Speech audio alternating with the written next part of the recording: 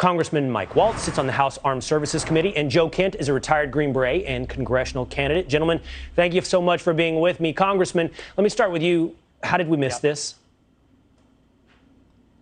Well, I was just out at the Space Command and at NORAD, which defends North America, last week. And let me just tell you why this is so dangerous. A normal ballistic missile, it launches on a trajectory. And with that geometry, our missile defenses can pick it up and can shoot it down. It's hard. It's like shooting a bullet with a bullet. But these hypersonic missiles, imagine a maneuverable bullet. That flies below our systems in space, but above our systems on the ground, and can fly around to the back side of them and then fall to the earth at hypersonic, at supersonic speeds that our missile defenses cannot pick up and cannot shoot down. This is the ultimate first attack weapon. This is a Sputnik moment.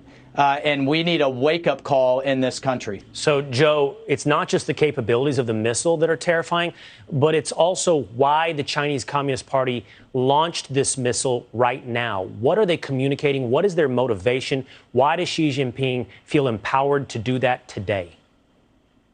Well, I think it's twofold. China is very vulnerable domestically at home right now. They're having their own issues with energy. They're having their own 2008-style housing bubble issue that's on the cusp of bankrupting their economy. So Xi is trying to saber rattle right now to show that he is strong domestically because he knows that Joe Biden in America is weak. We have two major issues. We rely on the Chinese Communist Party for our supply lines, all of our manufacturing. We sent that all overseas so that our elite could get rich and we could gut out our working class. And then also we rely on the Chinese Communist Party to buy our debt bonds. So economically, we are completely vulnerable right now to the Chinese Communist Party. That's what we need to concentrate on. Well, Joe, really quickly to follow up on that, then if saber rattling is done to pacify or distract the domestic problems China has, how long until it takes more? If that Chinese economy crashes, what do? Do they fly over Taiwan? Do they invade Taiwan? Do they do something that requires a response from us and, as such, drag us into a war?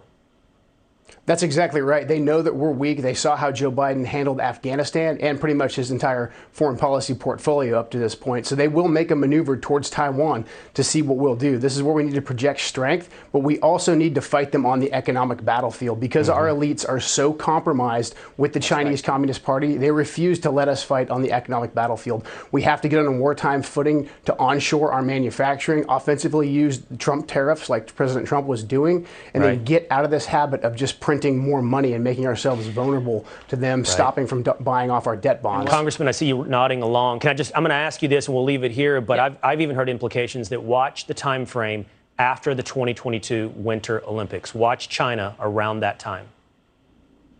Well, that's absolutely right, and that's why I was the first in Congress to call for a boycott of what I call the genocide games. Remember, Russia invaded the Ukraine and took Crimea just months after the Sochi Olympics. But to Joe's point, he's absolutely right. This is economic warfare, and this hypersonic missile is the culmination of multiple decades of the Chinese stealing their way through to the top, through taking our IP out of our universities, our research institutions, through cyber. And if they can't do all of that, they buy it. But the thing that's most frustrating is it's our money that is fueling this military buildup from Wall Street to Hollywood to sports.